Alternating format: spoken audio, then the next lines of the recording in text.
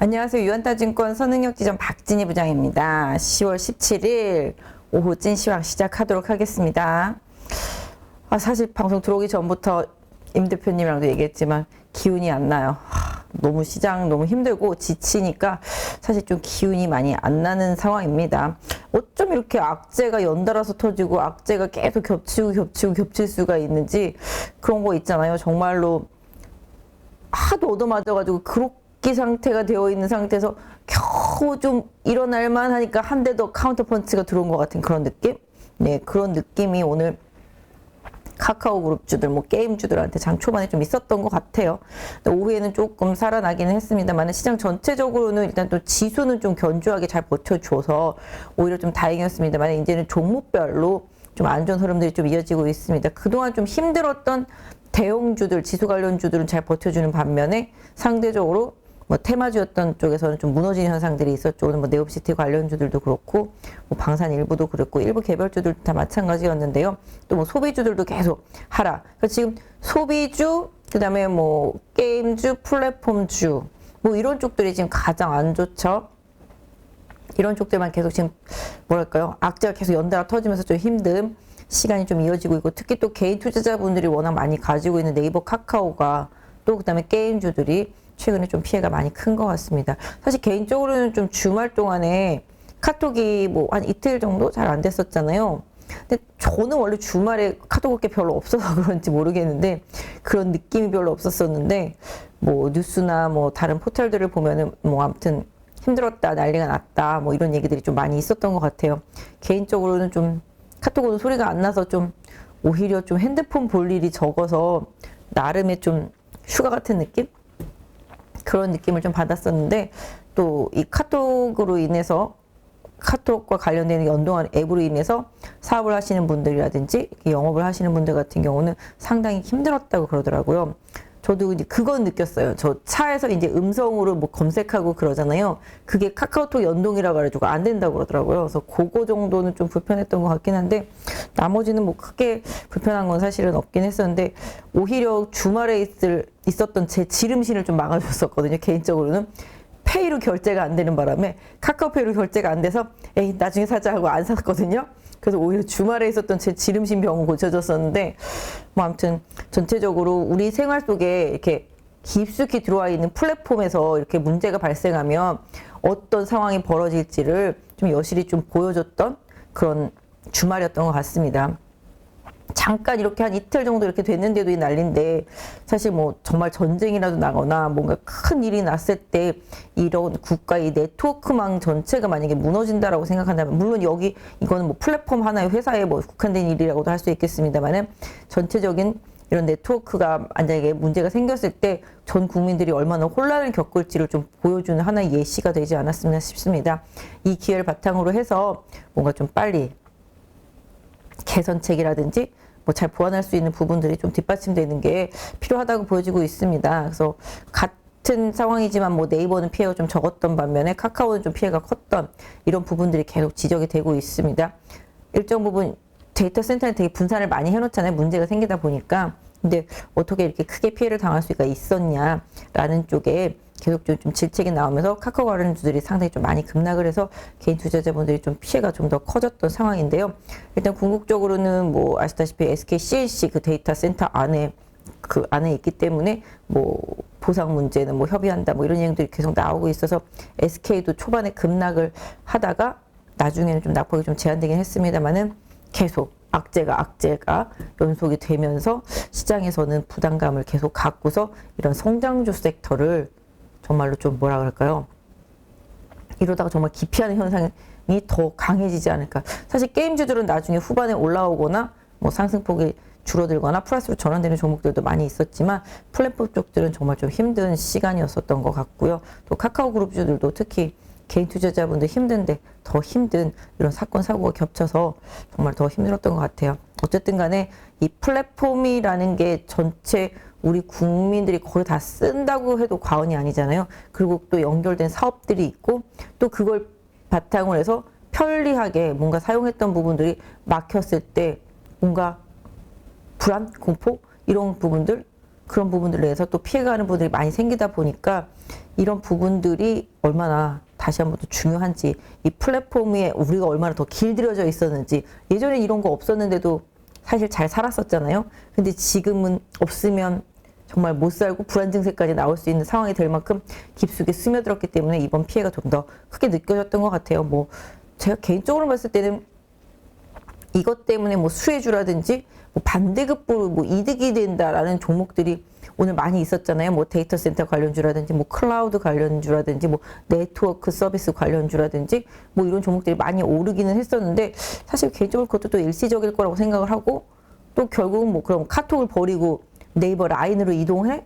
이것도 아닐 거라고 생각해요. 잠깐 대체적으로 이틀 정도 썼을 수도 있겠지만, 텔레그램도 마찬가지로 썼을 수는 있겠지만, 대다수가 다 카톡을 사용하고 있다 보니 다시 또 이쪽으로 올 수밖에 없거든요. 그리고 내가 사용하는 모든 서비스들이 다 그 안에 있기 때문에 결국 쉽게 놓지 못한다, 쉽게 버리지 못한다, 이런 부분들을 고려해 본다라면은 카카오는 좀 더 막중한 책임감을 가지고 이번 사태를 빨리 해결하고 또 피해 보신 분들한테 분명히 뭔가 보상이 좀 있어야 되지 않을까. 사실 이런 부분들도 상당히 좀 뭐라 그럴까요?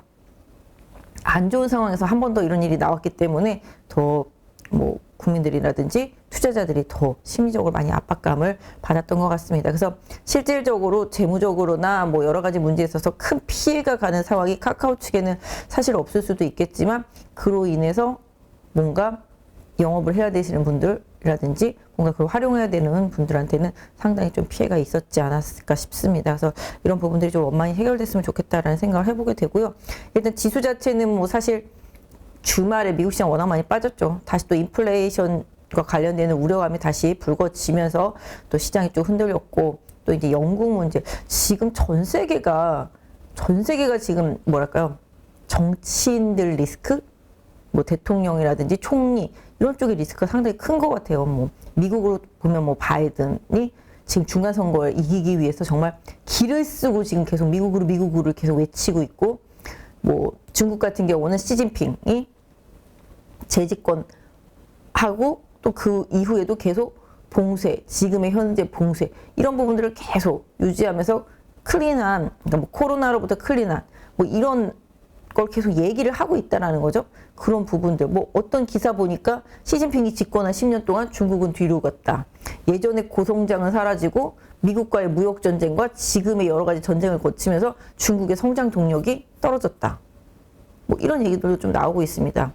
또 나중에 또 중국의 또 대만 침공 리스크도 계속 최근에 얘기가 나오고 있고요. 실제로 내년에 그렇게 될지 모르겠지만 계속 바이든이 그렇게 얘기를 하고 있잖아요. 그런 식으로 계속 리스크를 불거지고, 그 다음에 아시다시피 러시아와 우크라이나도 계속 이제 서방 선진국들이 계속 무기 대주고 이러면서 계속 전쟁 이어가고, 러시아도 뭐 크게 지금 멈출 생각이 없는 것 같고, 우크라이나도 마찬가지. 여기서도 또 전쟁 리스크, 또 한국으로 따지면 또 북한이 계속 핵실험, 미사일 실험 이런 부분들 하면서 서로 또 이런 또 리스크. 그 결론적으로 전 세계가 이런 전쟁 리스크에 이렇게 심적으로 강하게 압박을 받고, 또 그 다음에 또 여러 가지 정치적인 리스크 이런 부분들이 크게 부각된 적이 과연 있었을까? 지금 영국도 난리잖아요. 지금 영국도 마찬가지가 되겠고, 뭐 지난번에 뭐 이태리도 정치적인 그런 부분들이 계속 얘기가 나오고, 이러다 보니까 글로벌의 정치적인 리스크가 이 부분이 연결되면서 경제적인 리스크를 더 압박하는 상황. 그러니까 참 많이 힘들죠. 그러니까 경제적인 부분들이 정치에서 발단이 되고, 또 이런 부분들로 인해서 리스크가 계속 커지고 있는 현상들이 나타나고 있기 때문에 뭐 이런 부분들이 한순간에 해결될 수도 또 없는 부분이라는 점이 더 안타깝긴 합니다만은, 궁극적으로 정말 나타날 수 있는 모든 리스크는 지금 다 한꺼번에 좀 두드러지고 있다라는 점을 고려해서 본다라면은, 차라리 이참에 이렇게 터질 때 확실하게 터져야 그 다음에 더 이상 더 큰 리스크가 안 나오지 않겠냐라는 생각도 좀 해보게 되는데요. 일단은 지금의 이 모든 리스크가 뭐 아시다시피 이제 강달러에서 비롯이 되고 있고요. 그 강달러로 인한 인플레가 미국을 제외한 다른 나라들은 거꾸로 나타나고 있고, 미국은 또 미국 자체만의 계속적인 인플레 현상 이런 부분들을 잡기 위한 금리 인상이 계속 시도되고, 또다시 이 금리 인상은 다시 또 달러 강세로 인해서 다른 나라들은 또다시 인플레 계속 연결되고 있습니다. 그래서 경기 침체 우려감이 한순간에 사라질 수는 없겠지만 지금의 강달러가 특히 미 국채가 이제 고점을 찍고 터닝하기 시작하면 주식시장도 분명히 좀 변화는 올 수 있겠다라고 말씀드릴 수 있을 것 같습니다. 그래서 실제로 미국이 금리 인상을 마무리 짓기 전에 미 국채 금리는 피크를 칠 거라고 보고 있고요. 그 피크가 나타난 이후에는 분명히 주식시장에도 변화가 있을 것이다 라고 보고 있습니다. 유동성이 깡패죠. 사실 아시잖아요. 수급 앞에 장사 없잖아요. 아무리 좋은 호재가 나오거나 아무리 나쁜 악재가 나왔을 때도 이 수급이 받쳐준다라면은 시장은 평온하게 지나갈 수도 있는 상황입니다. 오늘도 보시면 아침부터 시장 급락할까봐 겁먹은 분들 많았지만 오늘 외국인들이 주식 사주고 뭐 물론 초반에 기관이 손절하긴 했습니다만은 개인들이 사주고 외국인이 꾸준히 받아주다 보니까 시장 자체, 지수 자체는 빠지지 않고 올라오는 모습 보셨다시피 수급 앞에 장사가 없습니다. 그래서 이 수급이 몰리는 곳을 잘 보셔야 되는데 시장이 불안정해지다 보니까 결국은 또 2차 전지 또 로봇, 그 다음에 뭐 납법과대 일부 IT, 뭐 이런 쪽으로 몰리잖아요. 그렇다시피 시장은 리스크가 커지면 커질수록 좀 더 확실한 모멘텀이 있는 쪽으로 더 쏠림 현상이 심해진다라는 점을 염두에 두실 필요가 있겠고요. 사실 오늘 보시면은 뭐 네옴시티 리스크도 또 생겼잖아요. 뭐 정부는 빈살만이 온다고 한 적이 확정됐다고 한 적이 없다. 뭐 그래서 뭐 이게 본인들 말로는 확정됐다고 한 적이 없었기 때문에 방한 취소가 아니다. 뭐 방안을 추진했지만 뭐 안 된 거다. 뭐 이런 식으로 얘기를 하고 있잖아요. 혹시 그마저도 정부가 그렇게 얘기한다라면은 결론적으로 시장은 너무 빈살만이 온다고 믿고 또 저 역시도 기사를 보면서 믿고 너무 그쪽에 대해서 공격적으로 기대감을 표하진 않았었나. 뭐 이런 후회도 반성? 뭐 이런 부분들을 하게 되는 것 같아요. 하지만 뭐 개인적으로는 빈살만이 안 온다고 해서 뭐 물론 뭐 사우디나 뭐 이런 쪽과 관련해서 많이 오른 종목들이 있지만 그 외에 다른 건설주라든지 기계 섹터라든지 이런 쪽들은 오른 게 거의 없거든요. 근데 그냥 같이 또 엮어서 도매금으로 또 빠지고 그죠? 뭐 물론 오늘 보시면 뭐 전력성 관련주들은 크게 빠지진 않았습니다만은 기계 그다음에 건설주들 현대건설은 오른 것도 없는데 바닥에서 빠지는 모습들이 나타나는 것처럼 시장이 좀 심리적인 부분들이 그만큼 취약하다는 거죠. 뭔가 악재를 봤을 때 그냥 일단 팔고 보자 뭐 이런 심리도 많이 지금 가세하고 있는 것 같아요. 아까 말씀드렸던 대로 뭐 히림이라든지 유신이라든지 그다음에 뭐 한미글로벌 이런 쪽들은 많이 올랐었기 때문에 빠지는 게 당연하다고 할 수 있겠지만 다른 종목들은 오른 게 거의 없었거든요. 그래도 빠지거든요.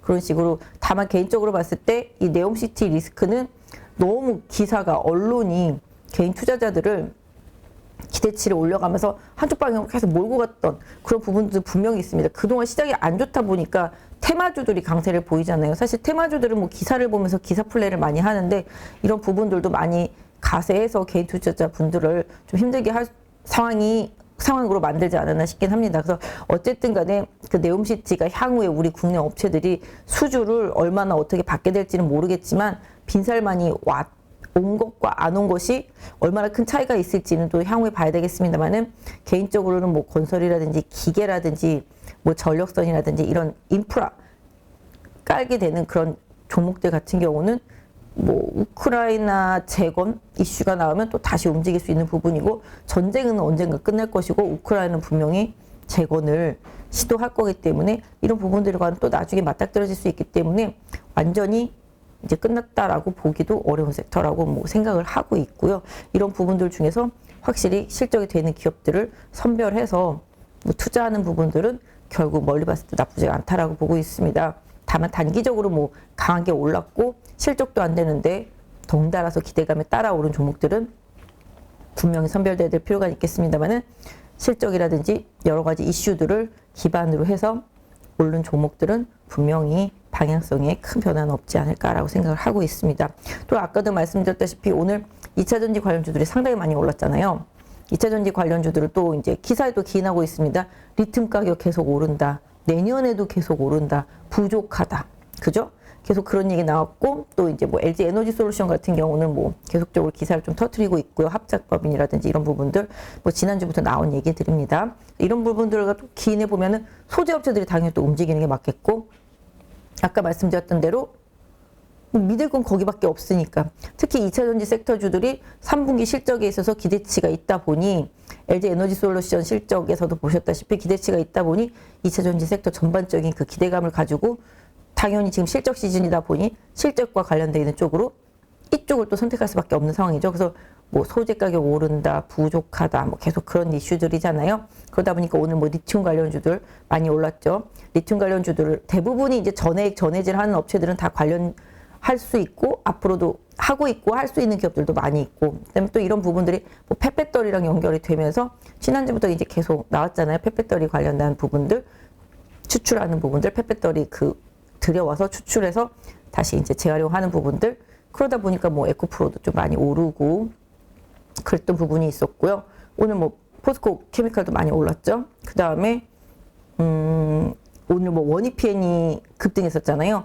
역시 뭐 성일하이텍이랑 같이 뭐 펫배터리 관련한 부분들 한다 그러면서 급등하는 부분들. 개인적으로는 우리나라 화학회사들이라든지 그다음에 반도체 소재 재료 이런 쪽들 하는 업체들 대부분이 다 이거 2차 전지도 다 할 수 있습니다. 제가 봤을 때는 2차 전지 관련 소재 섹터 이런 부분들. 그래서 결론적으로는 다 나중에 보면 또 너도 나도 다 할 수 있는 상황이 될 수도 있다라는 점도 생각을 좀 해봐야 될 것 같긴 해요. 그래서 기본적으로 반도체에 들어가는 여러 가지 소재를 만들고 약간 화학 소재들이죠. 그런 쪽들을 하는 기업들은 다 2차 전지 소재들도 다 할 수 있어요. 사실 동지 세미캠도 아시잖아요. 유럽 쪽에 이제 내년에 노스볼트 뭐 들어가는 부분들도 있잖아요. 그렇다시피 반도체 회사들은 다 할 수 있고 또 화학 회사들 보시면 지금 뭐 포스코 그런 쪽도 그렇지만 지금 롯데케미칼이 일진머티리얼즈 투자하면서 동박 쪽 진출하고 그 다음에 또 한 번에 또 M&A를 할 것 같이 오늘 얘기를 하잖아요. 그렇다시피 롯데케미칼도 화학이 잘 좀 안 되니까 먹고 살기 위해서 그런 쪽을 하는 거잖아요. 결국 그러다 보니까 뭐 지난주에 같은 경우는 이제 SK 쪽을 뭐 제끼고 이제 뭐 롯데가 이제 LG 에너지 솔루션 쪽에 뭐 들어간다 이런 얘기 나오면서 한번 SK씨도 뭐 출렁하긴 했었습니다만은 궁극적으로 대기업들이 이런 부분들 다 진출 계속 할 거라고 보고 있습니다. 그래서 중소업체들이 다 대기업한테 인수되거나 M&A 되거나 아니면 투자를 받거나 이런 부분들이 앞으로도 계속 진행될 수 있는 상황이기 때문에 항상 이쪽 섹터는 언제 어디서든지 호재가 좀 나올 수 있는 상황 이런 부분들도 좀 고려는 하고 좀 보셔야 되는데요. 일단은 오늘 2차 전지 섹터 전반적으로는 시장의 기존의 리딩 섹터로서의 역할, 그 다음에 3분기 실적에 대한 기대감, 그 다음에 소재 가격, 특히 리튬이라든지 이런 펫배터리 이런 관련되어 있는 기대감들이 많이 적용이 돼서 주가가 급등이 나왔다고 보시면 맞을 것 같습니다. 또 그 다음에 뭐 아까 말씀드렸다시피 이제 카카오그룹주들은 뭐 당연히 그 리스크 때문에 빠지기는 했습니다만은 뭐 오늘 카카오 게임즈, 그 다음에 카카오뱅크, 그 다음에 뭐 카카오, 뭐 카카오페이 다 많이 빠졌는데요. 낙폭은 나중에 조금 줄이는 모습들이 나타났고, 특히 뱅크 같은 경우는 이런 플랫폼 리스크가 터지면 당연히 나중에 내 돈을 못 찾으면 어떡하지? 이런 리스크가 있기 때문에 돈이 인출될 수 있는 가능성, 이런 부분들이 분명히 올라가고, 이런 부분들로 인해서 실적에 대한 우려감이 향후에 다시 또 번질 수가 있겠다. 라는 생각 분명히 해볼 수가 있을 것 같아요. 이게 돈이랑 연결되는 부분들은 당연히 좀 그런 부분들이 있을 것 같고, 뭐 카카오 게임즈 같은 경우는 이제 뭐 라이온하트 상장 안 하는 부분들이 조금 다소 이제 도움이 될 수 있을 것 같고요. 그다음에 페이는 뭐 이런 플랫폼 문제에서 당연히 결제가 안 될 부분에 문제가 생길 수 있지만 바로 또 지금 복구가 됐기 때문에 크게 문제는 없을 거라고 생각하고 있습니다만은 뭐 이틀간의 뭐 매출에는 손실이 좀 있을 수가 있겠죠. 카카오도 마찬가지. 그래서 기본적으로 카카오 자회사가 상장하면서 계속 더블 카운팅 이슈가 있었고, 그다음에 이제 뭐 기업들 우리 사주 문제가 계속 있으면서 정말 악재란 악재가 계속 거듭되는 상황 중에서 화재까지 발생하는 이런 사고가 나타나는데요.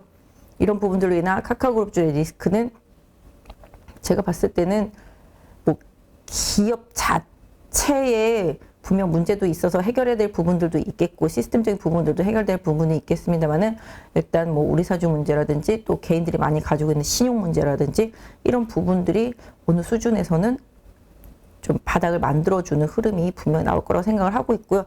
그 과정 중에 주말 동안의 화재 사고가 그 정점의 역할을 해주지 않았을까라는 생각을 해보게 됩니다. 그래서 이런 부분들을 참고해서 뭐 오늘의 저점이 뭐 카카오 그룹주들한테는 앞으로 당분간에 좀 마지노선 역할을 해주는, 또 이게 깨지게 됐을 때는 또 더 주식적인 부분에 있어서는 더 심한 상황이 올 수도 있다라는 점을 생각해 보게 되는데요. 어쨌든 간에 그로 인해서 피해는 봤을지언정 수혜를 확실히 보는 기업들은 심리적으로는 있지만 실질적으로 수혜 보는 기업들은 개인적으로 오늘 오른 종목들 중에서는 거의 없다라고 생각하거든요.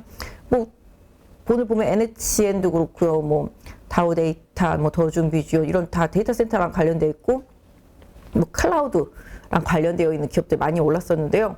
뭐 물론 클라우드랑 관련되어 있고 뭐 데이터랑 관련되어 있는 기업들이 뭐 일정 부분 뭐 그런 서비스업과 관련되어서 수혜를 볼 수 있다고 생각해 볼 수도 있겠지만 사실 뭐 네이버도 자체 데이터 센터를 가지고 있는 것처럼 카카오도 데이터 센터를 좀 더 강화하려고 노력한다라면은 거기에 들어가는 뭐 업체들이라든지 관련 부품, 뭐 장비 이런 업체들은 나중에 뭐 일정 부분이라도 수혜를 볼 수 있지 않을까? 뭐 좀 더 다른 기업들도 강화를 하려고 들 거잖아요. 카카오뿐만 아니라 다른 플랫폼 업체들 같은 경우도 그렇기 때문에 이런 부분들에 있어서는 수혜는 가능하겠지만 제가 봤을 때는 크게 막 현재로서는 뭔가 엄청난 수혜가 될 것 같다라는 느낌은 일단 좀 안 받게 되는 것 같습니다. 그리고 오늘 아침에 이제 중국의 정저우성에 있는 아이폰, 그죠?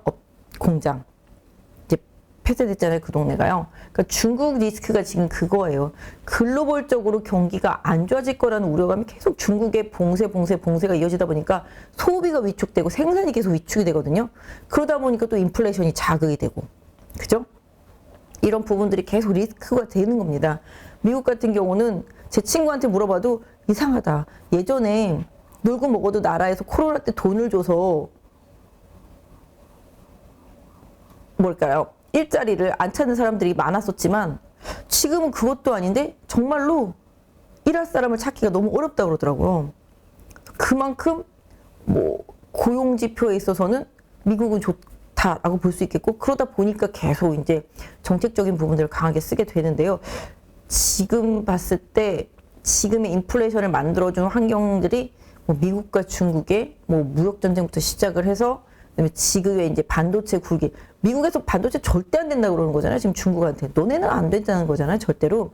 그러니까 이런 그 정치적으로 대결하는 구도 이런 부분들이 계속 이제 트러블의 원인이 되고 있는 상태인데 지금 또 중국에서 애플이 있는 그런 공장이 있는 그 정저우성이 또 봉쇄가 되면 또 애플도 또 생산 이슈나 보급 판매 이슈 이런 부분에 있어서 또 영향을 받겠고 그럼 또 미국 기업이 타격을 보면서 또 애플 주가가 빠지고 그럼 또 미국에 있는 기업들 전반적으로 또 중국과 연관되어 있고 그런 기업들도 실적에 대한 타격을 입으면서 또 빠지고 이게 계속 악화를 구축하는 여러 현상들이 나오는 것 같아요. 그래서 실질적으로 지금 미국도 3분기 실적 시즌이라서 당분간은 제가 봤을 때는 이번에 큰 급락과 급반등과 다시 급락 이런 부분들로 인해서 변동성은 계속 앞으로 좀 이어지겠고 그런 과정 중에서 종목별로 실적 이슈라든지 기타 중요한 이슈가 있을 때마다 변동성이 많이 커지면서 어느 순간 지나고 나면 바닥이 만들어질 거라고 보고 있는데요. 아시다시피 이번 주 금요일 또 미국 오신 만기입니다.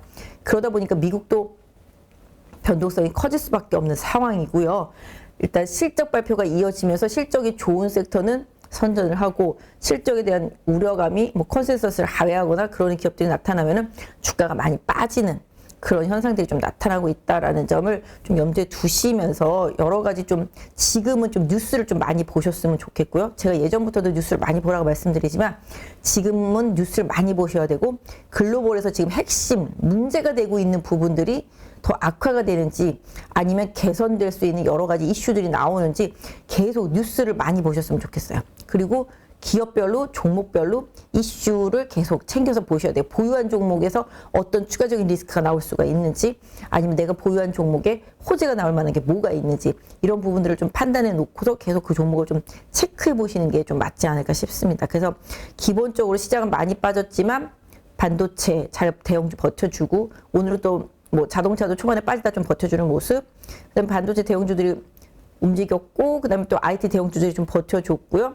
2차 전지들이 다시 또 끌어줬고 이러다 보니까 지수는 오늘 좀 견조한 모습이었지만 아까 말씀드린 대로 네옴시티 관련주라든지 뭐 방사는 오늘 보니까 LRG 넥슨 많이 빠지더라고요. 그런 식으로 뭔가 좀 시세가 많이 냈던 쪽들 쪽에서 계속 스크래치들이 나면서 주가가 어느 순간 이렇게 빠지는 모습들이 나타나는 걸 보면은 좀 시세가 코로나 시대 때 많이 난 종목들은 좀 당분간은 시장에서 선택받기는 쉽지 않다. 이런 점을 좀 염두에 두시는 게 맞겠다. 그러니까 시세가 크게 나면은 결국은 이렇거든요. 카카오 네이버도 시세가 많이 났었잖아요.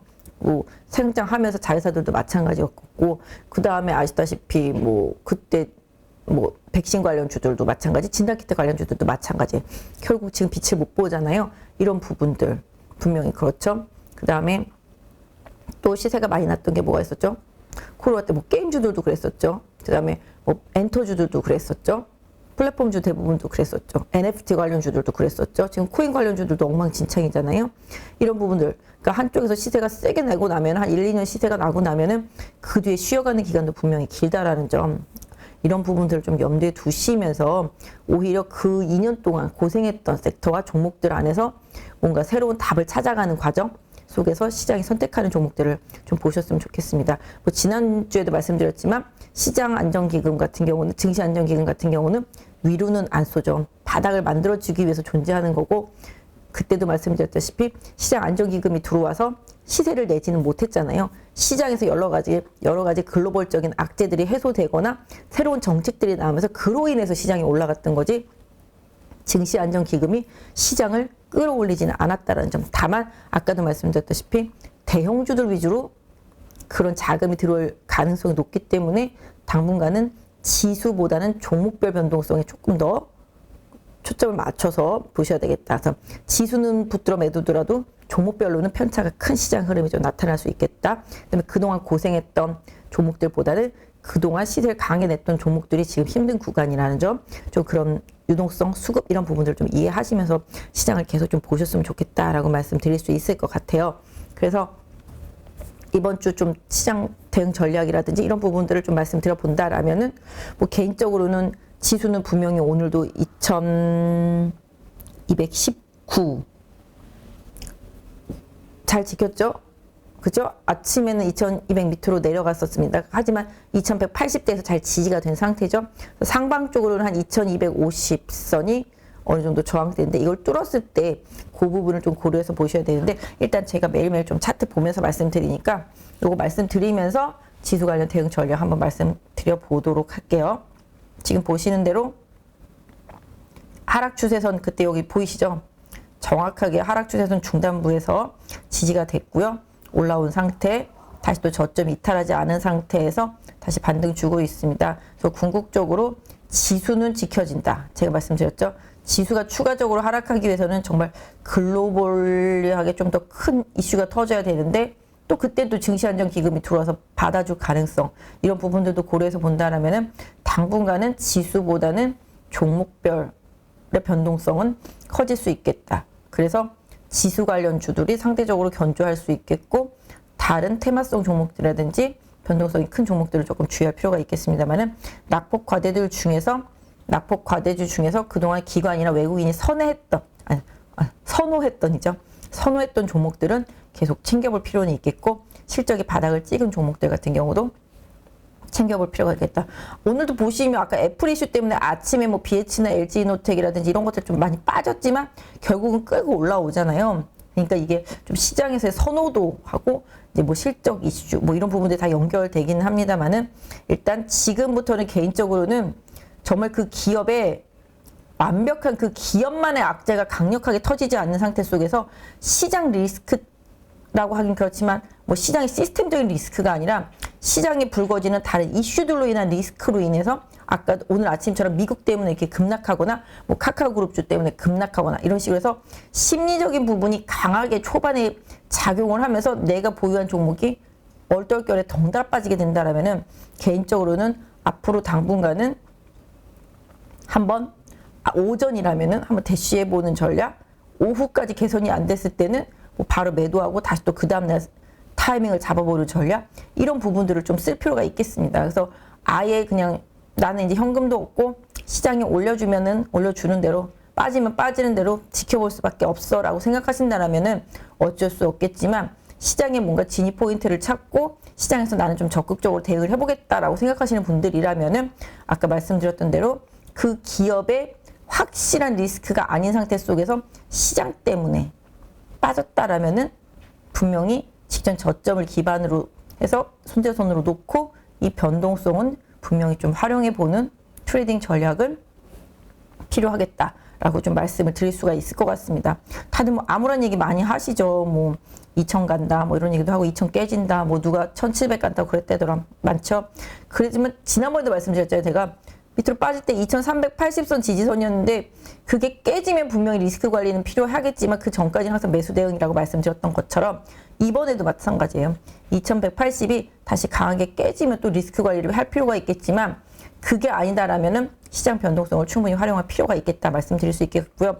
지수는 지금 저점으로 해서 변동성을 보이면 최대 2350선이 추세선, 하락 추세선 상단부에 있잖아요.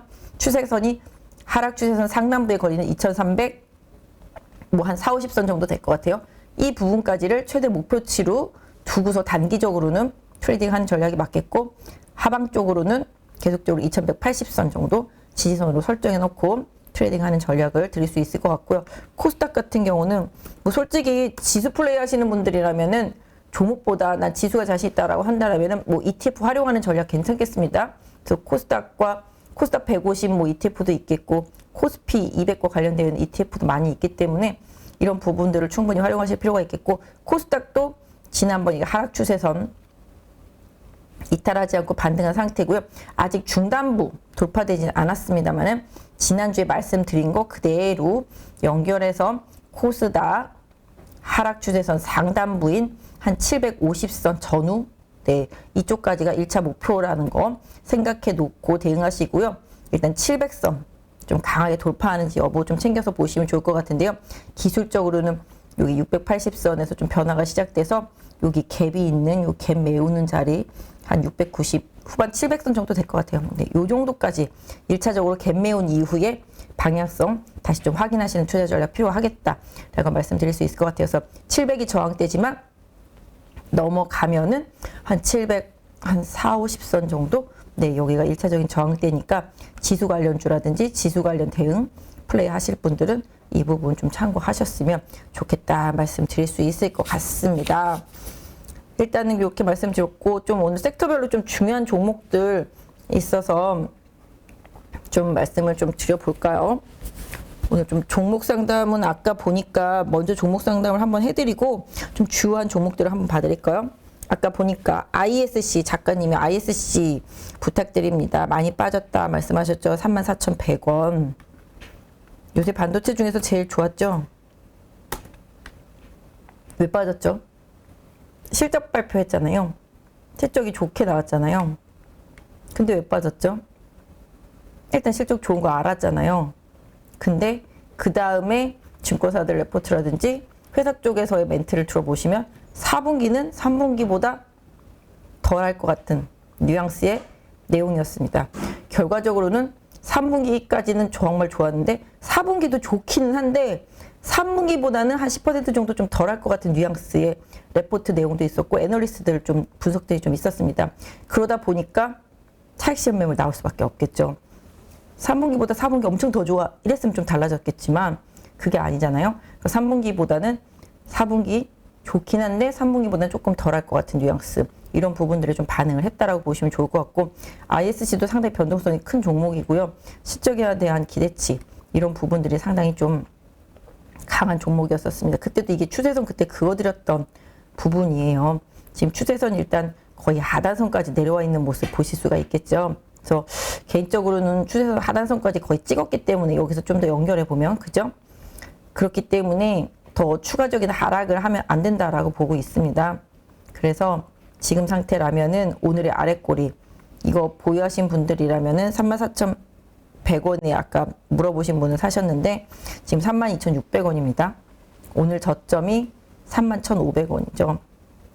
이거 이탈하면은 조금 비중 조절을 반등시마다 하는 전략 좀 쓰시면 좋을 것 같고 여기 보시면 지금 60일선이 하락하다가 다시 우상향 하고 있습니다. 근데 이 올라가고 있는 60일선에 거꾸로 지금 저항을 받고 있는 상태이기 때문에 지금 보시면 일단 ISC의 최대 저항 가격이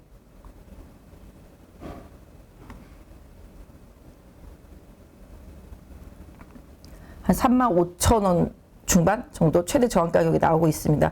여기 이 고점대 하고요.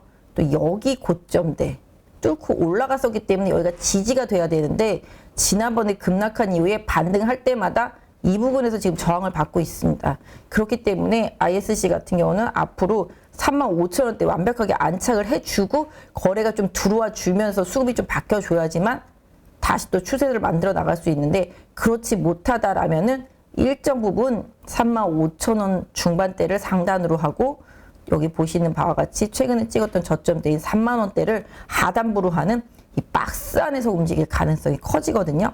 그렇기 때문에 이 부분을 좀 염두에 두시고 박스 플레이를 하시거나, 아니다라면은 35,000원대를 강하게 돌파하지 못하면 비중을 줄이고, 또 다시 또 3만원 초반쯤 내려오면 재매수하고, 또 반등했는데 돌파 못 되면 매도하고, 이런 박스 플레이를 하시거나, 그게 아니면 35,000원이 완벽하게 안착하고 다시 수급이 들어올 때 다시 재매수하는 전략을 쓰기 위해서 34,100원에 매수하셨으니까 적어도 손해보지 않는 선에 기술적인 반등이 나왔을 때 수급의 개선 없이 시장 때문에 만약에 올라오거나 그런 상황 속에서 35,000원을 강하게 돌파 못한다라면 한번 매도해 주시고 대기하시는 전략을 드릴 수 있을 것 같아요. 반도체 관련주들 제가 지난주에도 좀 말씀 많이 드렸죠. 공매도와 관련된 부분들, 코스닥에 이제 공매도가 많은 종목들이 쭉 리스트가 많이 나오고 그 리스트도 지난번에 좀 봐드렸잖아요. 반도체 얘기하다 보니까 뭐 그렇게 나와 있는 종목이 또 심텍,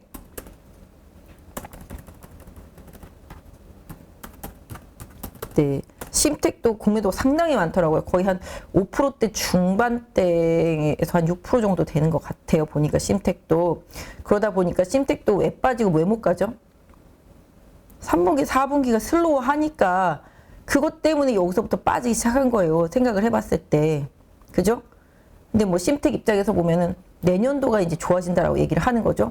캐박 증설한 부분들이 있고 이런 부분들에서 내년이 좋아진다고 생각을 하는 부분들인 거죠.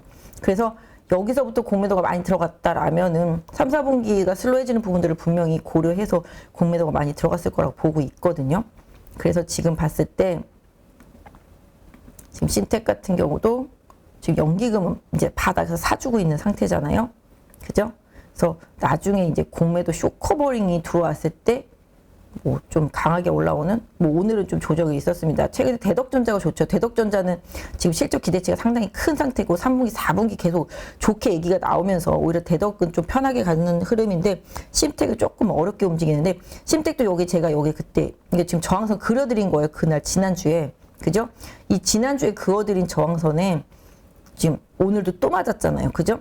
심텍 역시도 이 35,000원 부근에 저항을 맞고 있습니다. 그래서 심텍을 보유하신 분들은 이 35,000원을 강하게 뚫으면서 기관 수급이 더 들어오면은 쇼크버링을 좀 생각을 하면서 플레이를 하시되 여기 그어드렸던 이 41,000원 부근, 네, 이 부분의 저항을 좀 염두에 두시는 전략, 네, 쓰시면 어떨까 싶고요. 지금 반도체 얘기하다가 갑자기 좀 생각이 나서 말씀을 드렸습니다. 최근에 뭐 신라젠 같은 경우도 지금 쇼커버링이 이슈가 돼서 오늘도 급등했다가 나중에 좀 밀리긴 했습니다만은 여기도 공매도가 엄청 많아가지고 쇼커버링 계속 들어오는 거거든요. 여기도 한 6%대 네, 공매도가 좀 있었습니다. 그래서 그 부분을 해서 쇼커버링으로 인해서 강한 좀 상승이 있었고요. 기본적으로 뭐 개인적으로는 뭐 이 회사에 대해서 뭐 감정이나 뭐 이런 건 있는 건 아닌데 뭐 솔직히 조금 올라가면 계속 좀 매도하는 게 개인 투자자분들한테는 좀 맞지 않을까. 그러니까 제가 지난번에도 말씀드렸죠. 바이오 기업은 그 기업에 대해서 실적보다는 신뢰가 되게 높아야 되는데 이 신뢰를 좀 저버리는 행동들이 많았었고 그 당시에 CEO 리스크도 있었고요. 그렇기 때문에 임상학적으로 봤을 때 이 기업이 임상을 하고 있는 것들에 대해서 뭐 전체적으로 그동안 거래소에서 신뢰감을 많이 잃어줬고 그런 부분들로 인해서 계속 기업으로서의 가치가 없다고 판단을 해서 상폐가 결정됐던 기업이잖아요. 뭐 물론 나중에 여러 가지 뭐 다 임원들이 다 교체하고 새로운 자금 투입하고 뭐 이러면서 살아나긴 했습니다만은 기본적으로 실질적으로 임상을 새로 해서 정말로 원하는 뭐 물론 신라젠을 갖고 계신 분들이 이 말을 들으면 화가 나실 수도 있고 속상하실 수도 있겠지만 저는 개인적으로 제가 봤을 때는 그 기업에 대해서 속속들이 잘 알고 그 기업의 미래 가치라든지 임상학적 가치에 대해서 확신이 있는 분들만 좀 신라젠을 좀 투자하시는 게 맞지 않을까. 뭐 그렇게 말씀드리면 좀 보유하신 분들이 뭐 화가 나실 수는 있겠지만 저는 제가 봤을 때는 그렇습니다. 그래서 이 기업에 그냥 나는 그냥 이 기업이 많이 빠져서 아니면은 옛날에 좋았을 때 사서 물려서 어쩔 수 없이 갖고 가야 돼. 이런 생각으로 투자하지 마시고 신라젠을 정말 분석해 보시고 신라젠의 뭐 여러 가지 자료라든지 나와 있는 부분이라든지 이런 거 좀 살펴보시고 정말로 투자를 결정을 해서 나는 이 기업을 믿고 계속 갈 수 있다 생각하시는 분들만 신라젠 투자하시는 게 좋을 것 같고요. 뭐 지금 코롱도 최근에 많이 올랐잖아요. 티슈진도 이제 곧 재개에 대한 기대감이 높아지다 보니까 그런 부분들. 그래서 일단은 바이오 기업들은 다 임상적으로 언제 어떻게 될지 모르잖아요. 당연히 리스크가 있고 그 기업이 정말 10년, 20년 연구해서 정말 좋은 결과가 나올 수도 있지만 그런 부분들에 대한 확신이 없이 그냥 투자하는 건 바이오 기업은 절대 안 된다고 보거든요. 그래서 앞으로도 뭐 이렇게 거래 정지됐던 기업들이 재거래됐을 때 그 기업에 대한 확신 이런 부분들이 있는 분들만 투자하시는 게 옳겠다, 맞겠다라고 생각을 하고 있습니다. 그리고 정말 카카오 같은 경우는 제가 생각할 때 이 하락 추세선을 지금 계속 타고 있잖아요. 그때 이것도 차트 그려둔 부분이에요. 제 고객분도 보니까 예전에 사실 많이 팔기는 했는데 얘네를 많이 팔긴 했는데 수익률이 거의 한 600% 갔던 분이 지금 122%인가?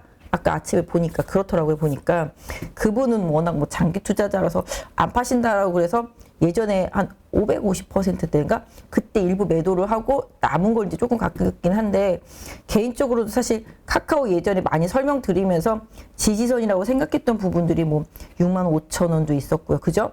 그래서 이런 부분들 계속 이제 설명을 드렸었는데 정말 다 무참히 깨고 내려오면서 악재가 계속 쌓이고 있는 상태입니다. 실질적으로 저희 예전 방송 보시면 아시겠지만 이 구간대에서도 한번 매도 얘기를 말씀을 드렸었어요. 이 당시에도. 그죠? 그리고 이때도 마찬가지입니다. 그래서 그때도 계속 말씀을 좀 드렸었던 상황이라서 그 당시에 좀 매도하고 탈출하셨던 분들이라면은 뭐 물론 그랬다고 해서 지금까지 주식 안 샀을 리도 없고 샀을 수도 있으니까 뭐라고 말씀드리진 않겠습니다만은 기본적으로 지금의 이 카카오도 비교해 보면은 하락 추세선 아까 지수를 생각하시면 되죠. 하락 추세선을 계속 타고 있고 이 하락 추세선 상단을 제대로 넘지를 못하죠. 넘기더라도 다시 내려오고 있잖아요. 근데 하락 추세선의 이 하단 부분, 그죠? 하락 추세선의 하단 부분이 더 밑으로 확장되지는 않고 있어요. 일단은 지금 보시면 이 중단부 아직 안 깨고 있잖아요. 그러니까 결론적으로는 이 중단부를 또 터치하고 거기까지 간 다음에 반등 시도가 나올 수는 있겠습니다만은 일단은 지난번 거에 그어지어 있는 저점을 연결한 하락 추세선 중단부까지는 내려오지 않은 상태라고 보고 있습니다. 그 중간까지는 좀 내려온 상태죠. 그래서 최악으로 본다라면은 정말로 여기 그어드렸던 이 부분 저는 개인적으로 진짜 65,000-6,000원 선은 정말 좀 지지가 나올 수 있는 부분이다라고 생각을 했었는데 여기도 마찬가지가 되겠죠. 그래서 지지를 받고 반등을 하긴 했었는데 그걸 또다시 무참히 깨고 내려와서 정말 좀 많이 안타까운 종목이고 또 개인 투자자분들이 워낙 많이 가지고 계시기 때문에 속상한 종목이기도 한데요. 지금 흐름만 놓고 본다라면은 뭐 저희들이 생각할 수 있는 이 정말 눈에 보이는 지지대였다라고 생각하는 부분들이 지금 다 깨진 상태이기 때문에 좀 어렵지만 이 종목을 가지고 계신 분들은 앞으로 5만 원 부근, 그죠? 5만 원. 저희 여기 그어드림 선 있잖아요. 예전에 지지선이라고 말씀드렸던 이 5만 원 부근. 이 부근을 회복하고 안착하는지 여부를 조금 챙겨보시면 카카오 투자하시는 분들한테는 조금 도움이 되지 않을까 싶은데요. 오늘도 뭐 보시면 어디였지? 수급. 네, 지금 보시면 연기금이 지난주에 샀다가 오늘 많이 팔았죠. 오늘 외국인 많이 팔았습니다. 뭐 이게 공매도일 수도 있겠고 실질적인 매도세일 수도 있겠죠. 여러 가지 리스크가 현재 많이 불거지고 있기 때문에 당연히 뭐 매도하거나 줄일 수밖에 없는 상황인 거죠. 지난주에 이렇게 들어왔던 부분들도 오늘 다 다시 매도가 나오면서 손절매가 바로 나온 거잖아요. 그래서 이런 부분들이 다시 매수로 전환되는 시점을 좀 기다려 봐야 되겠는데 사실 여러 가지 악재들이 워낙 겹치다 보니까 힘든 상황인 거는 맞는 상태지만 개인 투자자분들 지금 현 시점에서는 사실 손절선 찾기도 어렵고요. 어디가 저점이라고 확신드리기도 어렵기 때문에 일단은 5만 원을 회복하는지 여부를 보면서 좀 반전의 포인트 이런 부분들을 조금 모색해 봐야 되겠다라고 좀 말씀을 드릴 수가 있을 것 같아요. 오늘 좀 차트를 좀 확대해서 좀 봐드리면 거래가 많이 실렸고요. 위 아래 꼬리가 달렸잖아요. 아래 꼬리가 길잖아요. 일단은 저점에서의 매수 세력이 있었다라는 부분. 처음에는 손절이 나오면서 이 아래 꼬리가 만들어졌겠죠. 아까 보셨잖아요. 기관들 다 손절한 거, 지난주에 샀던 거. 그 부분이 있었다라는 점을 고려해 본다라면은 일단은 오늘 저점이 뭐 기술적인 최대 지지선 역할을 앞으로 해줄 거라고 보고 있고요. 오늘 또 최대 거래량이 실렸다라는 거는 손절한 거하고 매수한 거하고 이게 부딪히면서 거래량이 많았다라고 볼 수 있을 것 같아요. 그래서 기본적으로 제가 생각할 때 오늘 만들어진 이 아래 꼬리의 이 중단부, 어떻게 보면 이 음봉의 종가라고도 볼 수 있겠죠. 이날 종가 47,300원이죠. 이날 종가를 마지노선으로 잡고 대응을 하시는 게 앞으로는 좋을 것 같습니다. 그래서 어떤 면에서 보면은 뭐 카카오 플랫폼 없이는 살 수 없는 세상이다라고 생각한다라면은 지금은 힘들어도 결국은 나중에 뭐 실적이 지금보다도 출중한 상황이 돼서 주가를 반전시킬 수 있는 상황을 또 기대하실 수도 있잖아요. 지금은 좀 암울해 보이고 아무것도 보이지 않지만 그래도 일단 기술적으로만 분석을 드리는 거예요. 뭐 기업 가치라든지 이런 거 다 배제하고 오늘 거래 실리고 아래 꼬리 길게 달렸기 때문에 이 아래 꼬리의 중단부 지난 목요일 날 저점 그러니까 47,300원 부근을 계속 앞으로 안 깨고 잘 버텨준다라면은 카카오도 어느 정도 좀 바닥을 만들어내는 시그널이 생긴다. 아까도 말씀드렸다시피 악재 정점은 오늘 화재였다라고 한다라면은 예? 그렇다라면은 좀 뭔가 큰 변화의 시도가 생길 수도 있는 그 화재 사건이 포인트가 될 수도 있지 않겠나라는 생각을 해보게 됩니다. 그래서 조금 보유하고 계신 분들 힘드시겠지만 그래도 다시 이거 추세선 상단부가 있는 6만원 부분까지 1차적인 시도, 반등 시도 이런 부분들을 조금 고려해서 좀 대응하시는 게 좋을 것 같고요. 또 많이 빠진 종목 뭐가 있었죠? 카카오 뭐 카카오 게임즈 뱅크, 카카오페이는 다 거의 세트라고 보시고 비슷한 흐름이라고 보시고 대응하시는 게 좋을 것 같고요. 게임주들도 좀 많이 빠졌었죠.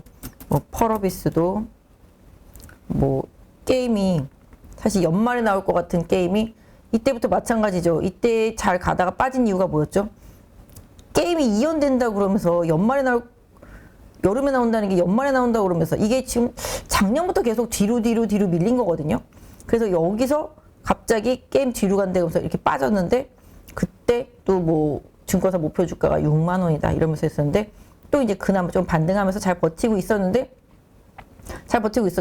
그런데 또 다시 내년 연말쯤이나 되면 게임이 나오는데 이러니까 또 1년이라는 공백기가 또 생겨버리죠. 그러니까 이게 게임사들은 항상 신작 리스크가 있는 것 같아요. 신작이 나오기 한 3, 4개월 전부터 움직이기 시작해서 신작이 나오기 전날까지 오르고 신작이 나오면 또 빠지고 빠졌는데 봐서 괜찮네 반응이 그럼 또 올라가고 이게 그런데 지금 일단 펄어비스가 계속 뒤로 이연이 되는 거잖아요. 시장에서 생각하는 뭐 붉은 사막이라든지 그 다음에 뭐 도깨비는 당연히 뭐 뒤쪽에 있는 부분이 되겠고요. 뭐 지금 붉은 크로바인가요?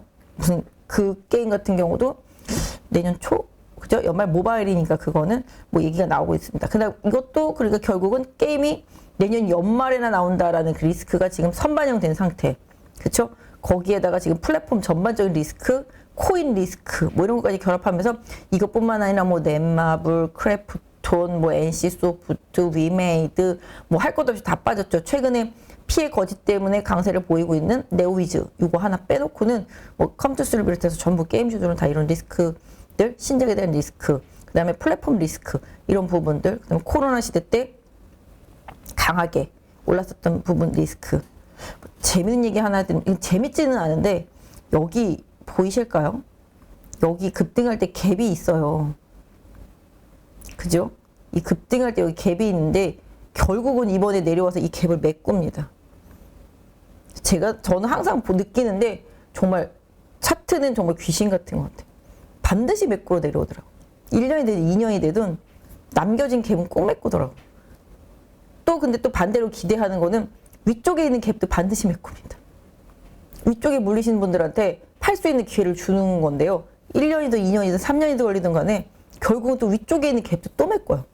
그래서 항상 기회를 준다. 갭이 있을 때. 그래서 그런 부분들 생각해 보면 크래프톤, 아니 펄어비스도 요 위에 상단에 12만 원 부근대 갭이 있기 때문에 메꿔줄 수 있지 않을까. 이 부분에도 또 갭이 있고요. 물론 뭐 여기 9만 원대 있는 이 부분만 메꿀 수도 있겠습니다만은 궁극적으로 이쪽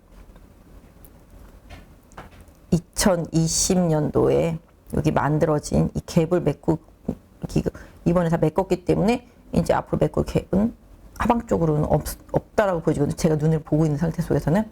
그러니까 결론적으로는 이 갭을 메꾸러 내려왔다라고 생각을 한다라면은 조금 앞으로 마음이 편할 수는 없겠지만 더 추가적인 큰 악재는 펄어비스한테 없지 않을까.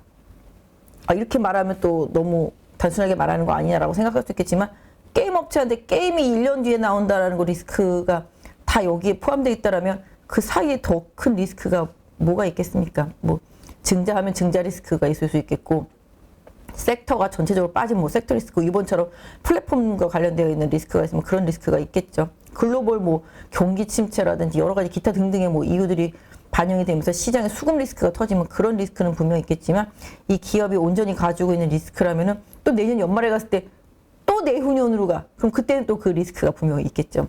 하지만 그게 아니다라면은 지금 앞으로 다가올 1년치 리스크는 지금 한 방에 반영이 되어 있다라고 보실 수가 있을 것 같아요. 뭐 심리적인 부분도 있겠고요. 기술적인 부분도 있겠습니다만은 일단은 최근 찍었던 저점을 기반으로 해서 펄어비스는 좀 자리를 잡는다라면은 1차적으로 기술적으로는 향후에 한 5만 원 부근까지는 좀 반등 시도를 할 수 있는 가능성이 있으니까 제가 보니까 주변에 펄어비스 가지고 계신 분들도 많아서 이 부분 좀 말씀을 드렸어요. 그래서 5만 원 부근에 조금 저항대 좀 염두에 두시면서 지금의 지지선도 고려해서 봐주시면 좋겠다 라고 말씀드리겠습니다. 그래서 37,000원 정도 최대 지지선 긋고요.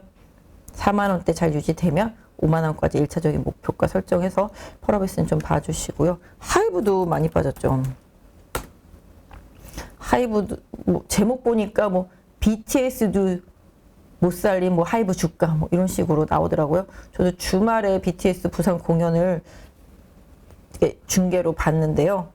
정말 뭐 대단한 것 같습니다. 대부분의 관객들의 뭐 60%가 외국인이었다라고 그러죠. 근데 일단은 뭐 지금 하이브 역시도 플랫폼 위버스 아시잖아요. 그런 부분들 또 코인도 마찬가지가 되겠고요. 뭐 엔터 다 마찬가지가 되겠습니다. 그래서 이런 부분들 고려하면 게임이나 플랫폼과 똑같은 그런 리스크 부각이 되면서 빠졌다라고 보실 수가 있겠습니다. 뭐 상장 이후에 지금 거의 최저점 수준에 있습니다만은 지금 지난 3일 동안 좀 저점이 잘 이탈되지 않고 있습니다. 뭐 이평선들은 다 풀려서 하방으로 풀려 있고요. 이격도 최다기 때문에 어느 정도 이격을 줄이는 기술적인 반등 시도는 하이브도 나올 수가 있겠고요. 일단 한 14만 원 부근, 13만 8천에서 14만 원 부근, 이 부근까지의 기술적인 반등 하이브 보유하신 분들이라면은 좀 참고해서 보시고 그 이후에 좀 거래 붙고 시장의 변화가 있다라면은 다른 시도 한번 고려해 볼 수 있겠습니다만은 1차적으로는 이 부근까지 기술적인 반등 시에는 좀 저항대 염두에 두셔야 되겠다. 뭐 다 단체로 군대 가는 건 아니지만 이제 뭐 군대를 가기 시작할 거잖아요. 그래서 그런 부분들까지 고려되어야 될 것 같습니다. 그래서 엔터주 중에서 가장 많이 올랐었던 부분이기도 하고요. 그래서 한번 좀 짚어드렸는데요. 궁극적으로 좀 많이 빠지긴 했고 뭐 일단 최근에 바닥권에서 추가적인 하락이 없는 상태 속에서 일단 거래가 좀 실리고 있기 때문에 일정 부분 최근 저점인 10만 7천 원 부근을 최대 지지선으로 놓고 제가 생각할 때는 11만 원 정도 계속 좀 지지선으로 좀 활용하시면 하이브 보유하신 분들은 좀 어떨까 싶고요. 한 14만 원 정도, 13만 8천에서 14만 원 정도를 단기 목표가 내지는 최대 저항대 생각해 보시면 되지 않을까 싶습니다. 그리고 뭐 화장품 섹터 쪽에서는 워낙 많이 빠져가지고 뭐 아모레, 뭐 LG생활건강 다 14년 전 주가로 돌아갔다고 그러잖아요. 그렇다시피 좀 많이 빠졌는데 이쪽은 어쩔 수가 없어요. 중국이 계속 봉쇄되고 중국과의 우리나라의 뭔가 관계선의 개선의 시그널이 나와야지만 어느 정도 심리적인 부분들이 개선이 될 수 있겠습니다. 매출은 둘째치고 일단 심리적인 부분이 좀 개선이 돼야 되는 부분이고요. 저 진짜로 밖에 나가면 로드샵들 찾기가 힘들어졌습니다. 다 온라인에서 매매하고요. 백화점이 지난주에 화장품을 좀 선물할 게 있어서 사러 갔더니 텅텅 비어 있더라고요. 왜냐? 같은 제품 온라인에서 사면 더 싸게 살 수 있기 때문에 굳이 백화점에서 비싸게 사지 않고 있고, 저 역시도 화장품을 브랜드 있는 걸 쓰기보다는 제 피부에 맞는 거를 잘 골라서 쓰고 있거든요. 정말 우리나라에도 정말 수백 수천 개 랩들이 있어요. 작은 랩들이. 그렇다시피 중국에도 그렇기 때문에 이제 예전과 같은 고성장의 시대는 끝났다라고 계속 말씀드리는 게 화장품 섹터고요. 어쩌면은 지금부터는 이제 필수 소비재로서의 역할, 이런 부분들로 인해서 주가가 정말 실질적으로 바닥을 치고 실적이 좋아질 때는 반응을 그때는 그렇게 하지 않을까. 예전처럼 중국인들이 뭐 얼굴에 마스크팩 하나만 붙여도 몇 개냐 뭐 이런 식으로 하면서 날아가는 시대는 또 끝났다라는 거죠. 그렇기 때문에 이런 부분들은 또 나중에 여행, 그다음에 수요 면세점 이런 부분들이랑 또 연결해서 뭐 실질적으로 여행이 좀 자유로워지는 상황이 됐을 때는 매출에 좀 변화되는 부분이 생기게 된다라면은 일부 종목들은 좀 면세점 이슈하고도 연결 지어 볼 수는 있겠고요. 일단은 면세점도 그런 이슈. 그 다음에 뭐 항공주는 아시다시피 뭐 리스비 부분 때문에 예전부터 좀 힘들다고 말씀드렸잖아요. 환율이 올라가면 이런 부분들이 또 해소되는 여러 가지 시그널이 나오면 또 항공주, 그죠?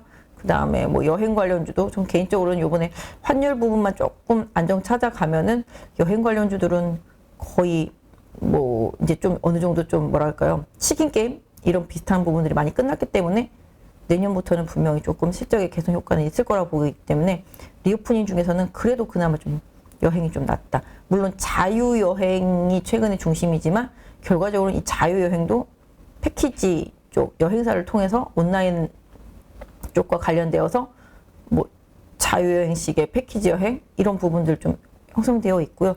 그렇기 때문에 제가 봤을 때는 이런 부분들도 분명히 나중에 영향을 해당 섹터는 줄 거라고 생각하고 있습니다. 그래서 지금 전반적으로 소비가 위축되고 경기 침체된 우려감이 이쪽 리오프닝 섹터도 짓누르고 있지만 결국은 조금씩 좋아질 거라고 생각하는 섹터가 그나마 좀 여행 섹터다라고 말씀드릴 수 있을 것 같고요. 그 외에 뭐 음식료 섹터 주들은 뭐 환율 때문에 힘든데 지금 다시 또 이제 원자재 가격 변동성 보이는 부분들 때문에 힘들긴 합니다만은 뭐 실적에 있어서는 그렇게 나쁘지는 않을 것 같아요. 최근에 뭐 제일제당이나 오리온도 실적에 대해서는 되게 긍정적인 이슈들이 좀 나오는 것처럼 그 안에서 확실히 좀 음식료주들은 필수 소비재 역할도 하고 있기 때문에 실적은 좀 계속 챙겨서 보시면 되겠다 생각 말씀드릴 수 있을 것 같고, 소매 업체들 같은 경우도 좀 시간이 좀 필요한 상태다. 그러니까 뭔가 이쪽도 확실히 뭔가 트여줄 수 있을 만한 글로벌적으로 경기 침체 우려감을 줄여줄 수 있는 그런 이슈들이 좀 부각되는 걸 좀 기다려야 되는 타이밍이라고 보겠고, 또 오늘 보니까 자동차 같은 경우도 사실 자동차도 소비주인데 자동차 같은 경우도 지금 뭐 GV80 신청하면 30개월 걸린다고 그러거든요. 그러니까 기다리다 지친다고 그러더라고요, 다들. 그래서 그냥 안 사버려 이런 상황이라고도 하더라고요.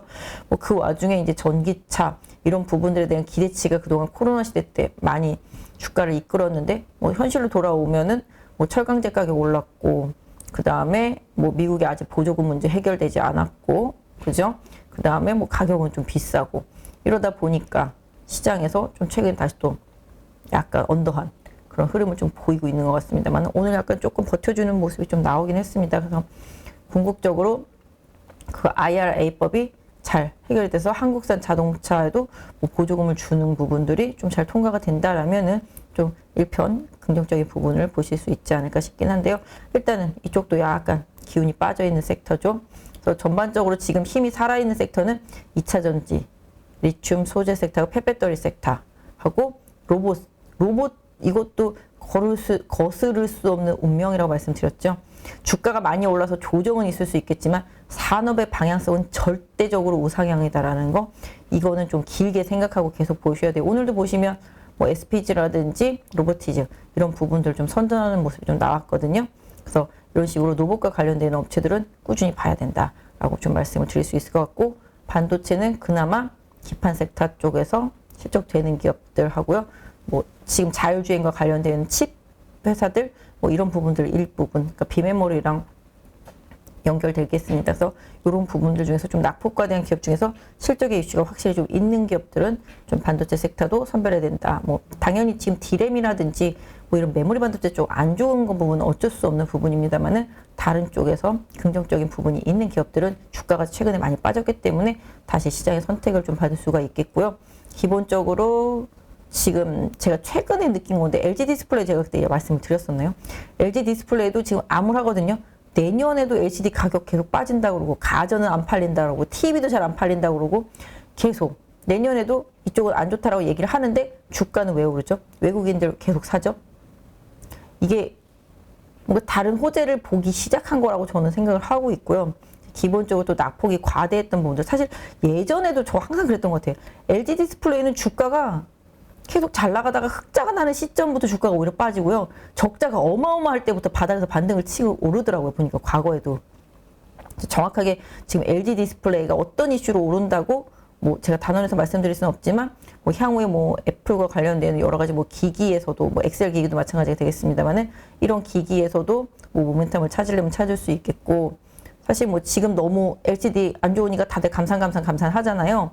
그러다 보면 이 감산 이슈도 뭐 기업들이 다 전반적으로 감산하는 이슈도 분명히 주가에는 뭐 당연히 물량을 만들지 않기 때문에 향후에 LCD 가격의 뭐 반등의 요소도 될 수 있겠습니다만은 뭐 경기 침체 이슈가 더 크게 좀 안 팔린다라는 부분, 가전도 지금 안 팔리는 부분들 상당히 좀 불편한 부분이 분명히 있겠습니다만은 뭐 연말로 갈수록 가전업체들의 뭐 재고떨이라든지 뭐 이런 부분들이 분명히 뭐 있을 수 있을 거라고 보고 있고요. 그 다음에 뭐 차량용 인포테인먼트랑 관련돼 있고 이렇게 봐야 되는 부분들이 전부 면적이 커지잖아요. 요만했던 부분이 점점 커지잖아요. 그런 부분들, 그다음에 뭐 애플의 아이패드 관련 이슈도 분명히 있겠고요. 그래서 기본적으로 디스플레이라는 게 보는 쪽이 요만했던 화면이 점점 커진다라는 쪽에 초점을 맞춰볼 필요가 있겠다. 뭐 삼성 디스플레이 뭐 이런 쪽들도 뭐 그런 이슈들이 계속 좀 나오고 있는 것처럼 뭐 LG 디스플레이도 정말 최악인데 실적 기대할 것도 없는데 내년 말이 나가야지 좋아진다는데 주가는 최근에 안 빠지고 오히려 시장에서 계속 강세가 들어온다는 점을 고려해 본다라면은 시장이 어느 정도 악재가 강력하게 반영이 되고 나면 그 악재의 가치도 점점 줄어든다라는 거, 이 부분 꼭 염두에 두셨으면 좋겠습니다. 그래서 지금 제일 안 좋아 보이고 내년에 경기 안 좋다 그러고 뭔 일 터질 것 같이 계속 얘기가 나오고 있지만 결국 시장은 그거보다 먼저 움직인다라는 점 꼭 염두에 두셨으면 좋겠고요. 아까도 말씀드렸다시피 여러분들이 주식시장의 터닝포인트를 찾으려면 국채 금리가 고점 찍고 내려오기 시작하는 시점, 네, 그때를 포인트로 잡으시면 보통 그 이후에 한두 달, 두세 달 이후에는 분명히 시장에 분명히 자금 들어오거든요. 그래서 국채 금리가 피크 치는지 꼭 보셔야 되고요. 미국 시장 마찬가지가 되겠습니다. 그래서 이 부분, 그 다음에 미국의 중간선거 당연히 11월 8일 그 이후 과거 데이터는 그걸 기반으로 하고 있습니다. 중간선거 이후에는 분명히 미국 시장은 반등했다라는 점, 이번에도 꼭 그럴 것이다라는 보장은 없지만 과거에 계속 그래 왔다라는 점 염두에 두실 필요가 있겠습니다. 그래서 바이든의 총력전도 이번 선거 결과에 따라서 좀 달라질 수 있겠다라는 점, 지금 뭐 예상은 보니까 공화당이 조금 상원에서는 앞서고 있다라고 그러죠. 뭐 그래서 이런 부분들 나중에 봐야 되겠습니다만은 바이든이 지금 필사적으로 표를 얻기 위해서 미국 국민들의 환심을 사기 위해서 하는 노력들이 그 이후에 어떻게 바뀌는지 이런 부분들은 계속 보셔야 되겠다. 그래서 그 이후의 시장 변동성은 분명히 있겠고 지금의 고통, 제가 생각할 때는 11월 달이 가장 극강의 고통의 마무리 방점을 찍는 수준이 되지 않을까. 11월 아니 12월, 네, 10월 달, 제 말이 잘 헛나오네요. 지금 이 순간이라고 해두겠습니다. 지금 이 순간이 가장 힘든 시장이다라는 점 좀 염두에 두시면서 조금만 기운 내세요. 저도 요새는 아침에 주시장이 열리면 그런 생각을 해요. 사면 뭐해, 뭐 하루 오르다 말겠지, 뭐 내가 이거 단타 치려고 살 것도 아닌데, 뭐 이런 생각이 들면서 그냥 매수의 의지 자체가 아예 꺾여버리는 느낌이 있거든요. 예전에는 그래도 저는 어떤 시장이어도 되게 전투 의지가 불탔던 사람이거든요. 주식을 너무 사랑하고 주식을 좋아하기 때문에 상당히 좀 전투 의지가 있었던 사람인데, 그렇게 높았던 전투 의지가 있었던 사람이 전투 의지가 훅 꺾여 있거든요. 그만큼 시장이 힘들다라는 거고, 저보다 여러분들은 더 배 이상 힘들겠죠. 근데 저 같은 사람이 전투 의지가 꺾였다라는 것 자체가 시장이 어느 정도 바닥에 가까웠다 내지는 바닥이다, 뭐 이런 뉘앙스라고 저는 생각을 하고 보고 있어요. 항상 제가 그랬었거든요. 제가 생각할 때 제가 인간 지표였다고 생각을 하거든요. 그래서 그런 부분들, 그러니까 지금 사람들, 제 주변에 있는 사람들 보면 돈이 있어도 안 살려고 그래, 주식. 사면 자꾸 빠지니까 완벽하게 시장이 돌아설 때까지 기다린다고 생각하는데, 또 그거 확인하고 살려다 보면 이미 시장은 바닥에서 20-30% 정도 올라올 때가 많거든요, 종목들은. 그래서 지금 새로 사지는 못하더라도 이미 손절할 타이밍을 지냈다라면은, 지난주 금요일날도 말씀드렸다시피 손절할 타이밍이 지났다라면은 지금은 조금 차분하게 좀 기다려 봐야 될 때가 아닌가라고 생각을 하고 있고요. 추가 매수를 할 수 있는 여력이 있으신 분들이라면은 뭐 타이밍은 좀 기다려 보시면서, 좀 총알을 아끼시면서 타이밍을 좀 기다려 보시고요. 뭐 물린 게 없이 나는 현금만 있다라고 하시는 분들이라면은 좀 한번 시도는 좀 해봐야 되지 않겠나라는 생각을 하고 있습니다. 뭐 각자의 상황에 맞게, 역량에 맞게 대응하는 방법이 좀 다르긴 합니다만은, 일단 사람들이 너무 안 좋다, 경기 안 좋다, 뭐 더 큰 거 하나 터질 것 같다, 뭐 이런 얘기 하고 있지만, 항상 그랬을 때 터졌던 적은 없는 것 같아요. 대비할 때는 뭐가 안 터지는 것 같아요. 아무 생각 없을 때 터지지. 그죠? 그리고 진짜 바닥이라고 생각했을 때 카운터펀치가 한 대 더 날아와서 완전히 넉다운 돼서 포기하고 손들 때까지, 그럼 기부업 하면은 주가는 강하게 더 반등하는 케이스들이 많았었기 때문에 지금 힘든 시장이지만 조금만 기운 내시고요. 오늘 시장이 보여준 것처럼 지수보다는 종목에 대한 변동성 더 많이 고민해 보셔야 되고, 지수는 어떻게 좀 버티고 움직일 수 있겠습니다만은, 종목별로는 잘못 들어가면 지수와 정반대로 힘든 상황이 될 수도 있기 때문에, 당분간은 뭐 테마주에 편승한 트레이딩이 쉬우신 분들이라면 모르겠습니다만은, 그게 아니다라면은 조금 보유한 상태 속에서 뭐 관망하시는 전략, 내지는 지수 관련주를 좀 싸게 매수할 수 있는 여력이 있는 분들이라면은 뭐 지수 관련주 내지는 실적주들을 시장 변동성으로 인해서 내가 가지고 있는 그 종목의 고유의 리스크가 아닌 다른 리스크 때문에 내가 가지고 있는 종목이라든지 아니면 내가 관심이 있는 종목에 변동성이 생겼다라면은 그 부분에 있어서는 한번 적극적으로 한번 대응해보는 용기, 이런 부분들은 일정 부분 좀 필요하겠다. 아까 말씀드렸던 부분 다시 한번 좀 정리하도록 하겠습니다. 늦은 밤까지 고생하셨고요. 좀 편히 주무세요. 밤에 잠을 못 자면 더 힘든 것 같습니다. 주무실 때는 확실히 주무시고요. 그 다음날은 또 시장의 흐름을 보면서 판단하면 되니까, 너무 미국 시장 보면서 국내만 하시는 분들이라면 스트레스 받지 마시고, 또 미국 시장을 하시는 분들이라면 당연히 뭐 미국 시장 보셔야 되겠습니다만은, 일단은 조금 지금이 가장 힘든 구간이라고 생각하고 기운들 내셨으면 좋겠습니다. 모두 수고하셨고요. 좋은 꿈 꾸세요. 김종수 저자님 2021년도에 13억이라고 어떻게 그렇게 벌 수 있었을까요? 저도 단타나 초단타, 장기 투자도 다 해봤는데 제 성향상 그 세 부분은 다 실패했었고요. 주식 투자는 이게 평생 할 수 있는 직업입니다. 주식 투자를 그렇게 오래 하려면 무엇보다도 다른 사람한테 종목 이런 거를 의뢰하거나 추천받아서 하면은 오랫동안 할 수가 없습니다. 스스로 혼자 할 수 있는 그런 능력을 배워야 됩니다. 그래서 누구나 1시간 안에 200개 종목에서 좋은 종목을 고를 수 있는 그런 능력을 배양할 수 있도록 제가 도와드리려고 그렇게 하고 있습니다. 네, 이번에 8.15 머니톡에서 8.15 캠퍼스라는 교육 프로그램을 준비했습니다. 이제까지 방송을 하면서 느낀 게, 너무 투자에 대해서 잘 모르면서 시작하시는 분들, 그리고 준비가 되지 않으신 분들, 그럼에도 불구하고 큰 돈으로 실전에 들어가서 돈을 잃는 분들이 너무 많다는 것을 알게 됐습니다.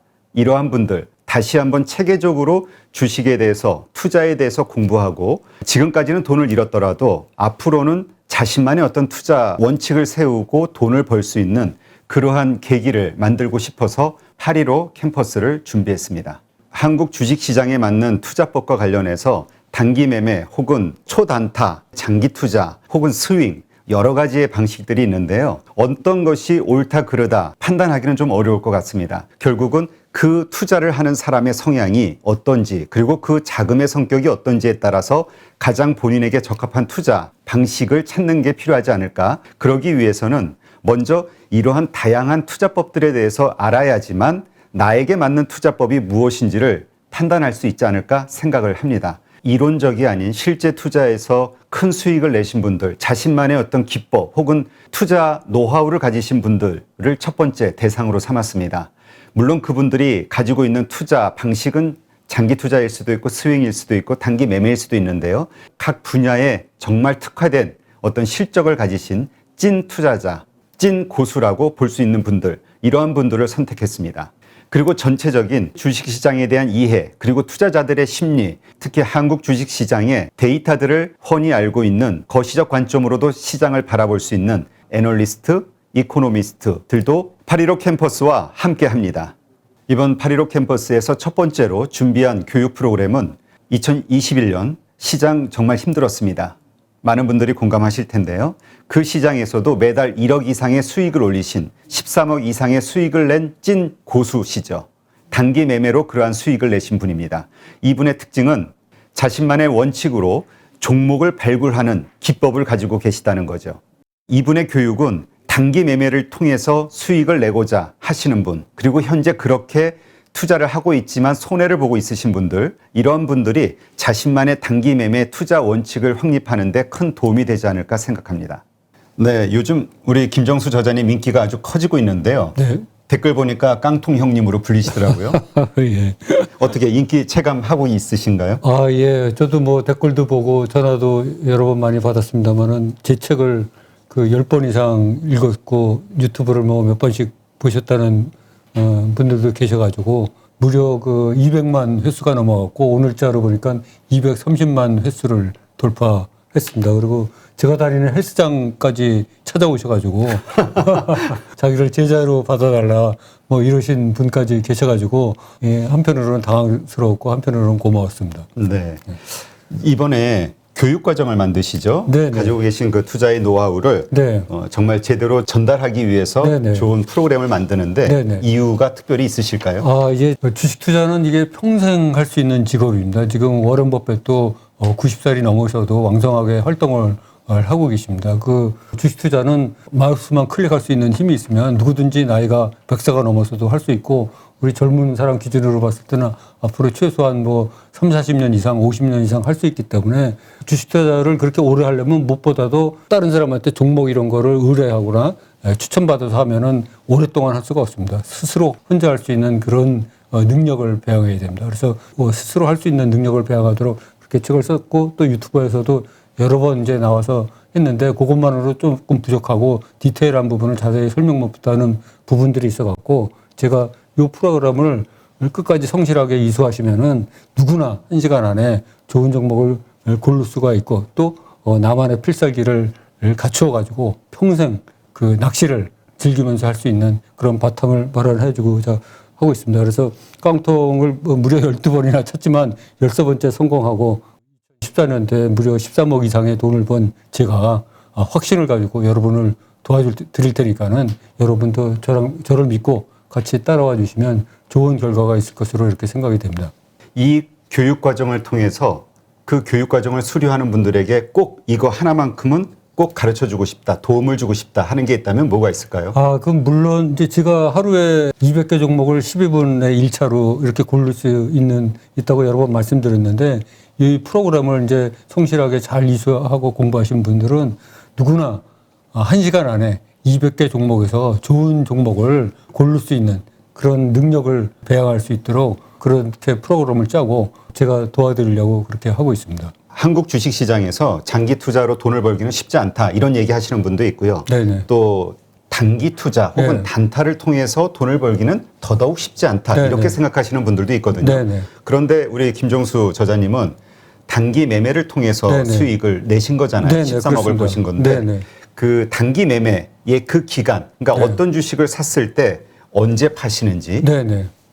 제가 이제 주로 장대 양봉이 형성된 그 세력이 돈을 넣은 그런 종목을 위주로 특히 또 그 턴어라운드 된 그런 주식만 사서 그 이익이 한 플러스 10% 정도 나면은 매도를 하는 그런 거를 이제 기계적으로 반복을 해왔습니다. 그래서 그 수익이 누적되다 보니까 굉장히 큰 수익을 낼 수 있었습니다. 그러니까 이번에 교육 네네. 프로그램에서 가르치시고자 하는 것은 네네. 한국 시장에 특화된 단기 매매 네네. 트레이딩 방식이라고 그렇습니다. 생각하면 되겠네요. 네, 맞습니다. 저는 저도 단타나 초단타, 장기 투자도 다 해봤는데 제 성향상 이제 그런 거가 맞지 않았었고 그 세 부분은 다 실패했었고요. 그 또 한국 주식 시장 상황상 단기 매매가 아주 적합하다. 이렇게 생각이 들어서 단기 매매에 집중해서 하다 보니까 이렇게 좋은 성적을 거둘 수 있게 된 것 같습니다. 어떤 분들이 단기 매매 투자에 적합하다고 보세요? 제가 생각하기에는 한국 사람들의 90% 이상은 단기 매매에 적합하다고 생각하고 있습니다. 왜요? 왜냐하면 한국 사람들의 그 성격이 그 빨리빨리 문화에 자리 잡고 있는데 이 단기 매매는 비교적 단타나 초단타보다는 느리지만 며칠만 해도 승부를 볼 수가 있고 평균 보유 기간이 장이 좋을 때는 뭐 1개월에서 2개월밖에 안 되고 또 뭐 장이 이렇게 요새 같이 안 좋을 때는 뭐 3개월에서 6개월 이렇게 잡고 할 수 있기 때문에 한국 사람 성향하고 딱 맞는 거로 이렇게 생각이 됩니다. 자, 그럼 이번에 8.15 캠퍼스에서 어떠한 방식으로 그 단기 매매로 돈을 벌고자 하는 분들에게 네네. 그 노하우를 전수해 주실 건가요? 그 절대 사지 말아야 될 종목 12가지 유형이 있습니다. 그거는 제가 5만 건 이상을 거래하면서 제가 물렸던 거를 전부 분석을 해보니까 그 12가지 유형이 나오더라고요. 또 반드시 사야지 될 종목 유형도 12가지가 나옵니다. 그래서 모두 이 24가지가 있는데 이 24가지가 제 책에는 아쉽게도 한 가지 종목씩밖에 그 이해를 못 들었습니다. 근데 이번 영상에서는 종목을 순차적으로 이렇게 소거를 하면서 이게 왜 이렇게 됐는지, 왜 이런 일이 벌어졌는지, 결과는 어땠는지를 차근하게 설명을 드릴 거고요. 또 제 책에서 아쉬웠던 부분이 그 200개 종목을 1개에서 5개 정도 좋은 종목으로 추리는 과정을 거의 축약적으로 설명을 했기 때문에 실제로 그 일반 분들이 책만 보고 쫓아오기는 굉장히 힘듭니다. 그래서 그 200개 종목을 일일이 하면서 이 종목은 왜 선택이 되고 이 종목은 왜 선택이 안 됐는지 그런 거 원인과 그런 거를 자세하게 설명드리면은 몇 번씩 보시다 보면은 스스로 그런 능력이 되지 않을까 이렇게 생각을 합니다. 그런데 이제 VOD 네. 강의만 보고 배운다는 게 쉽지 않다. 하다 네네. 보면은 생각과는 다른 네네. 여러 가지 어려운 문제들이 생기잖아요. 네네. 그래서 영상만 보면서 과연 배울 수 있을까 이런 생각하시는 분들 있을 네네. 수 있을 것 같은데요. 네네. 그래서 저희가 이제 한 달에 한 번씩 그 라이브 방송으로 궁금하게 생각하시는 분들을 직접 소통을 하면서 궁금증을 받아서 그 자리에서 바로 대답을 드리고 이렇게 하는 그 시간을 마련해서 그 문제를 해결해 드리도록 하겠습니다. 8.15 캠퍼스를 통해서 평생 활용할 수 있는 종목 선정 방법을 여러분께 알려드리도록 하겠습니다. 그거 내 특급 비밀인데. 내가 이 공개 방송이라 갖고 수익률을 제대로 얘기를 못 하는데 이제 유튜브에 나서도 그래서 내가 뭐 한 20% 30% 이상 그렇다는데 사실 내가 며칠 전에 계산해 보니까 작년에 이제 그 수익률을 따져 보니까 한 70% 이상 벌었더라고요. 그러니까 작년 상반기는 사실 수익률이 100% 이상이었어.